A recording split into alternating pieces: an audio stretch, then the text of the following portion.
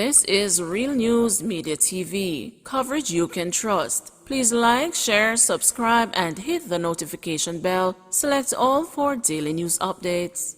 Good afternoon, my Real News Media TV family. Welcome back to the channel for another news update for June 22, 2023. And in the news this afternoon, Poor's Council surprised by road protest. Councillor for Poor's Division Claudia Moranta Baker says she was surprised by Wednesday's protest in Redbury, Manchester. Residents used debris to block the entrance to Redbury, demanding that the road be repaired. The residents say more than 16 kilometers of roadway is in need of urgent repairs. But the Jamaica Labour Party councillor said she spoke with one of the protesters at length on Tuesday, informing them that there is a grant of $104 million in addition to her $5 million allocation as councillor to repair the road. There is a grant, there is an allocation of $104 million to repair the Redbury to Reeves Road roadway.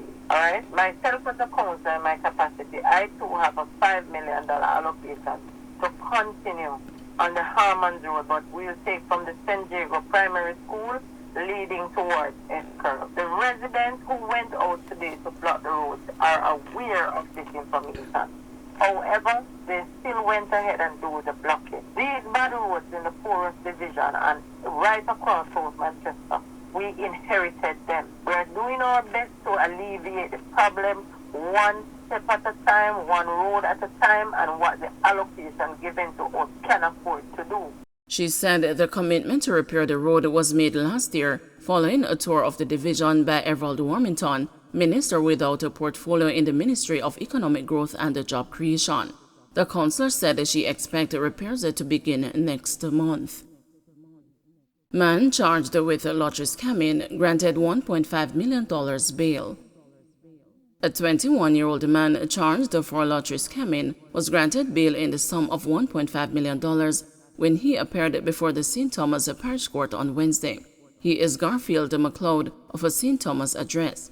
As part of his bail condition, he is to reside with a relative outside the parish and should not be found in possession of a cell phone, computer, or any electronic device.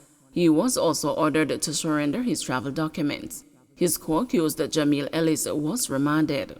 Allegations are that on June 7, the two were traveling in a motor car which was stopped and searched by police along the Prospect Main Road. The police say personal information of people residing overseas was found in the cell phone belonging to McLeod. His attorney, Hensley Williams, in applying for bail, told the court that his client was unaware that the names and addresses were in his phone and that someone must have sent the material to the device. McLeod and Ellis are to return to court on September 4. PSC mom on Dean Roy Bernard's reinstatement as a permanent secretary.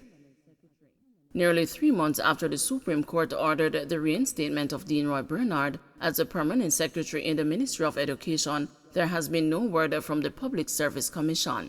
Despite repeated attempts to determine the reason for the delay in the implementation of the court order, there has been no communication from the PSC as to when the court order will be honored. Mr. Bernard was relieved of the permanent secretary post and transferred to the Ministry of Finance as Director General. He had challenged the constitutionality of the transfer and asked for his reinstatement, arguing that Prime Minister Andrew Holness had no authority to recommend reassignment and that the Public Service Commission had a duty to review the Prime Minister's recommendation.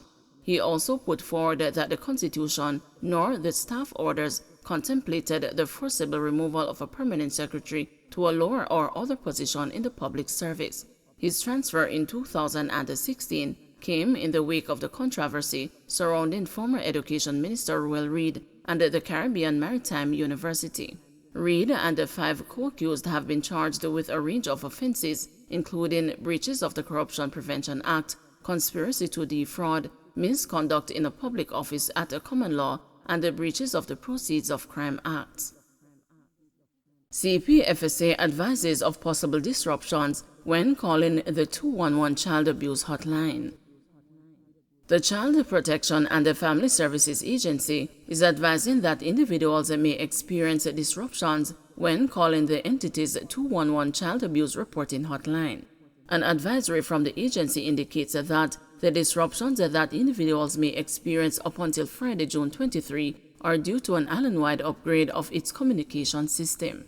The CPFSA has apologized for any resulting inconvenience and invites people experiencing difficulty accessing the hotline to call 876-822-7031 FLOW or call or send a WhatsApp message to 876-878-2882 Digicel. They may also send an email to report@childprotection.gov.jm. The 24-hour child abuse helpline, which was launched in September 2021, can be dialed from a cellular or landline telephone free of cost. It is operated by trained officers from the CPFSA through the National Children's Registry. Woman avoids prison after allegedly scamming victim for $58,000 with a fake iPhone sale. Yasheen Walters was fortunate to escape prison after duping a woman out of $58,000 by tricking her into purchasing a dirty phone case rather than an iPhone via online purchase.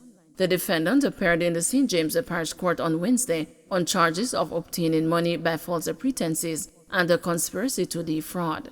According to court records, the complainant went on Facebook on January 30 and visited a business page called Royal Hennessy, where she discovered mobile phones being advertised for sale.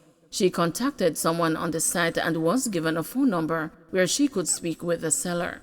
The seller confirmed that an iPhone 12 Pro Max was being sold for $65,000. She received a discount and they both agreed on $58,000.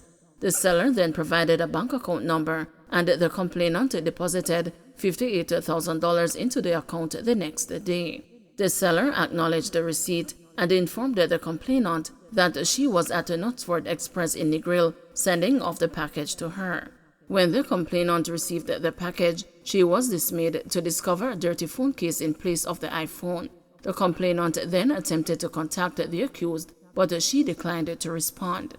As a result, the complainant reported the matter to the Area 1 Fraud Squad detectives, and Walters was arrested on June 6. During Wednesday's hearing, the pair consented to participate in a mediation session with a probation officer who was present in court.